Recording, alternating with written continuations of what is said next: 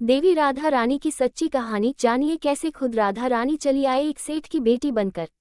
दोस्तों, इस कहानी में हम बात करेंगे कि किस तरह जब हम सच्चे मन से भगवान को पुकारते हैं तो वह दौड़े चले आते हैं और हमारी पुकार जरूर सुनते हैं। दोस्तों, भगवान को भी अपने एक सच्चे भक्तों की उतनी ही जरूरत होती है जितनी हमें भगवान की।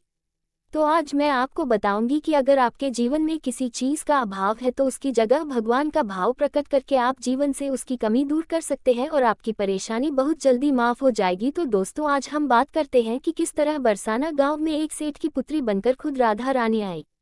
दोस्तों, एक बार की बात है, बरसाना गांव में एक सेठ रहता था जो बहुत धनी था। उसके 3 पुत्र थे परंतु उसकी कोई पुत्री नहीं थी। कुछ समय पश्चात उसकी पत्नी का देहांत हो गया और सभी पुत्रों की शादी हो गई। सभी पुत्र अपने अपने कार्य में व्यस्त रहने लगे, अपने बच्चों में। अपने पत्नी के साथ सेठ के दिल की बात सुनने वाला कोई नहीं था।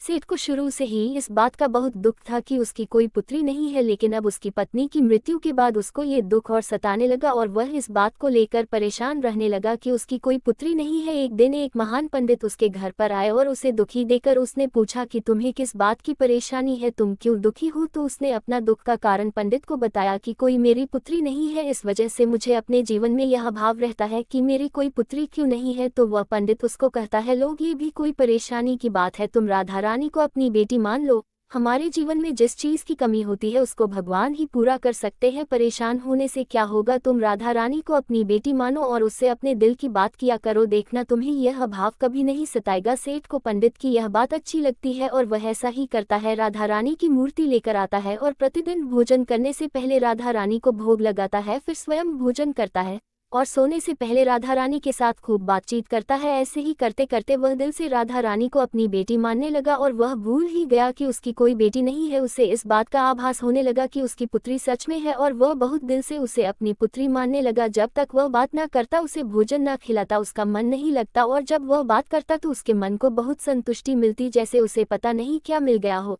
तो दोस्तों, एक दिन सेठ के घर पर एक चूड़ी बेचने वाली मनहारन आती थी और वह उसकी बहुओं को चूड़ियां पहना कर जाती थी। एक दिन वह चूड़ी बेचने घर पर आए और उसने सेठ के बेटे की तीनों बहुओं को चूड़ी पहनाई। उसके साथ जब सेठ की बहुएं चूड़ी पहनकर चली गई तो उसके सामने एक और कन्या आए और उसने कहा कि मुझे भी चूड़ियां पहन दो। चूड़ी वाली ने सोचा कि शायद सेठ के घर पर कोई मेहमान आए हैं, तो उसने उसको भी चूड़ी पहना दी। उसके बाद वह चूड़ी वाली सेठ से पैसे मांगने सेठ की दुकान पर पहुंची और बोली कि चूड़ी के पैसे दे दो, और उसने पहले से अधिक पैसे मांगे। तो सेठ ने कहा कि तुमने चूड़ी का दाम बढ़ा दिया है क्या।